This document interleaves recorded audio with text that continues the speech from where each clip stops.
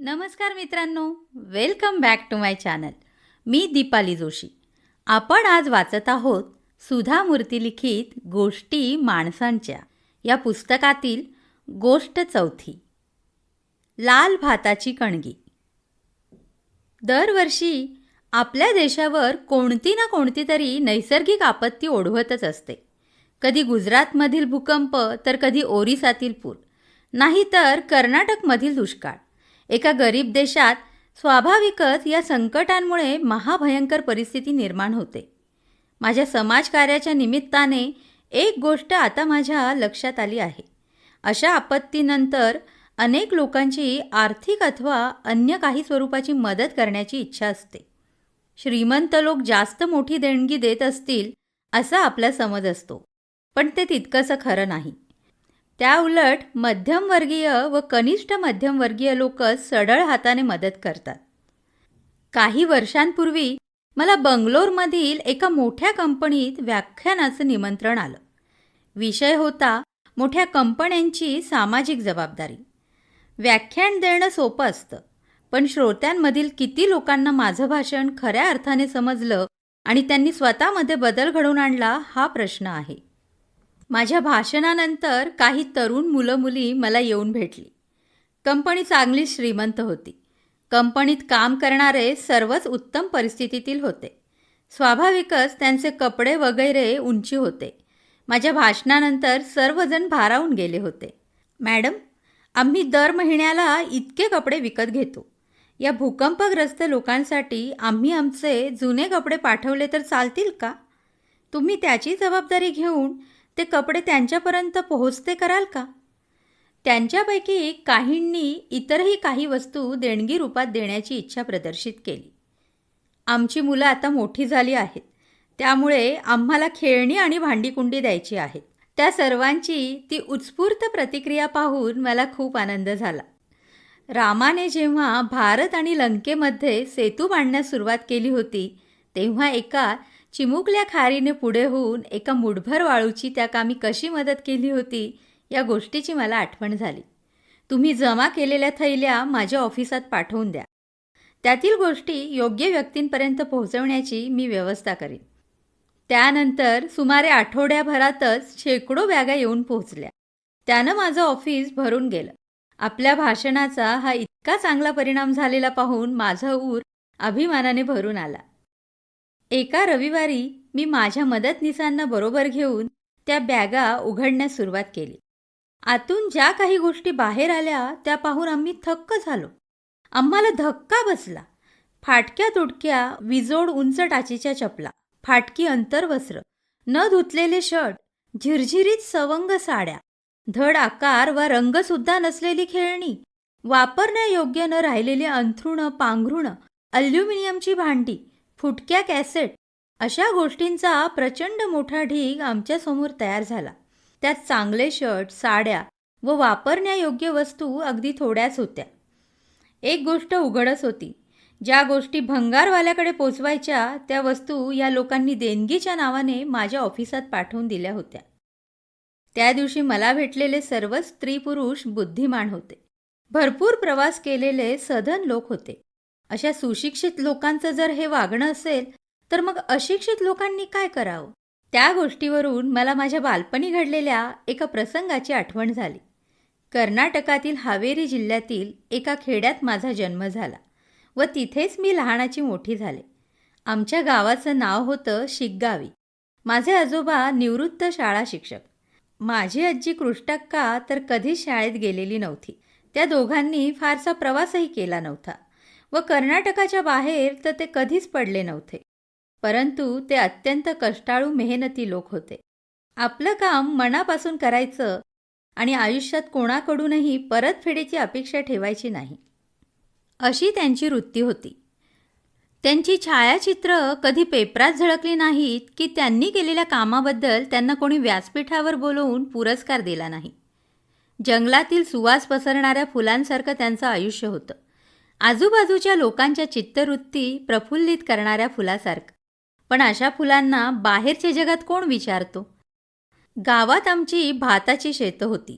तो तांदूळ आम्ही धान्याच्या कणग्यांमध्ये साठवून ठेवत असू. तिथे 2 मोठाल्या कणग्या होत्या. एक घराच्या पुढच्या अंगणात होती, तर दुसरी घराच्या मागच्या अंगणात. घराच्या पुढच्या अंगणातील कणगीत उत्कृष्ट प्रतीचा तांदूळ साठवलेला असे. हा तांदूळ रंगाने पांढरा शुभ्र असे. या उलट घराच्या मागील अंगणात असलेल्या कणगीत जरा कमी प्रतीचा, जाडा व लालसर रंगाचा तांदूळ असे. त्या काळी आमच्या गावात जातीभेद वगैरे काही नव्हता. वेगवेगळ्या जाती धर्माचे लोक गुण्यागोविंदाने एकत्र राहत असत. अनेक प्रकारचे लोक आमच्या घरी मदत मागायला येत. मुस्लिम साधू, हिंदू वारकरी, यल्लमाचे जोगवेकरी, गरीब माधुकरी आणि अनाथ, अपंग भिक्षेकरी असे कितीतरी लोक दारी येत. आमच्याकडे रोख पैसा फारसा नसे. कोणालाही मदत द्यायची झाली तर आमचे आजोबा ती मदत तांदळाच्या स्वरूपात देत. जे लोक मदतीचा स्वीकार करतात ते फारसं काही बोलत नाहीत. त्यामुळे हे लोकसुद्धा तो भात घेत, हात वर करून आम्हाला दुवा देत आणि निघून जात.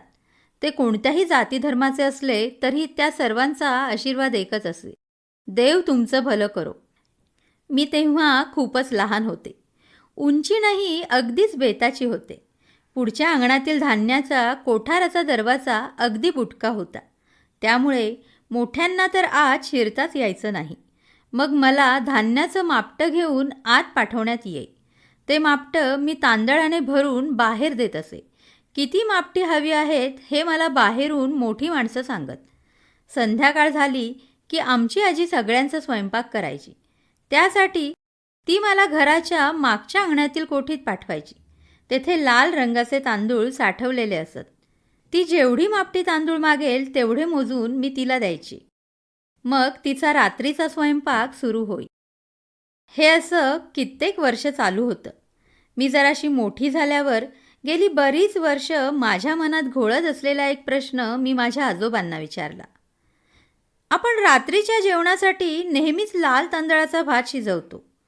तो तांदूळ चांगला नसतो, जाडा असतो.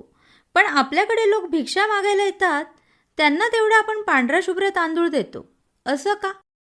त्यावर तिथेच काम करत असलेली माझी आजी कृषतक्का हसली व तिनं मला जे उत्तर दिलं ते माझ्या मनावर कायमचं कोरलं गेलं आहे.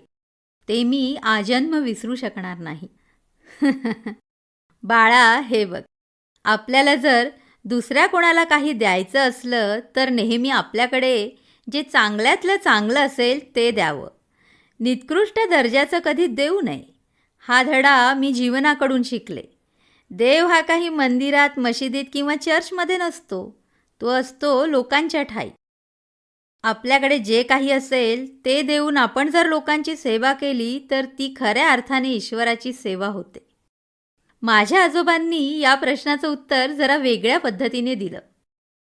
5000 वर्षापूर्वी आपल्या पूर्वजांनी वेदांमधून आपल्याला अत्यंत साधी सोपी तत्त्व शिकवली आहेत. दान धर्म करताना कनवाळू शब्दाचा वापर करा. दान धर्म आनंदाने करा. दान धर्म मनापासून तळमळीने करा. केवळ गरजू व्यक्तींनाच दान द्या. दान धर्म करताना मनात कोणतीही अपेक्षा बाळगू नका, कारण दान धर्म ही देणगी नसून ते आपलं कर्तव्य आहे.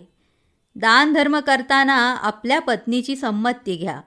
दान धर्म करताना एका गोष्टीचा विचार करा. दान स्वीकारणाऱ्या लोकांना परावलंबी आणि असहाय्य बनवू नका. दान धर्म करताना जाती धर्माचा विचार मनातही आणू नका. दान धर्म करताना मनात अशी इच्छा बाळगा की आपल्याकडून ते दान स्वीकारणाऱ्याची भरभराट हो. माझ्या आजी आजोबांनी मला त्या नकळत्या वयात केलेला उपदेश अजूनही माझ्या मनात अबाधित राहिला आहे.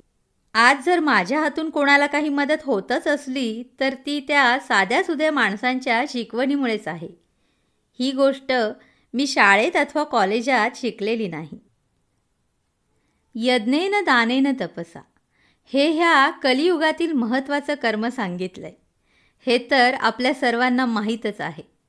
आपल्याकडे जे काही आहे किंवा जास्त आहे त्यातील काही भाग हा प्रेमाने गरजू व्यक्तींपर्यंत पोहोचवणे किंवा दान करणे इतकं सोपं आहे. हे माझी आई तर मला नेहमी सांगत असे की आपल्याकडे जे आहे ते काही फक्त आपल्या स्वतःसाठी कधीच नसतं. त्यावर आपल्याबरोबर इतर अनेकांचा हक्क असतो. तुम्हालाही पटतंय ना हे? मग विचार कसला करताय? लगेच चॅनलला लाईक, शेअर अँड सबस्क्राईब सर्व काही करून टाका. आणि हो, नेहमीप्रमाणेच व्हिडिओ शेवटपर्यंत ऐकलात त्याबद्दल तुमचे सर्वांचे मनापासून धन्यवाद.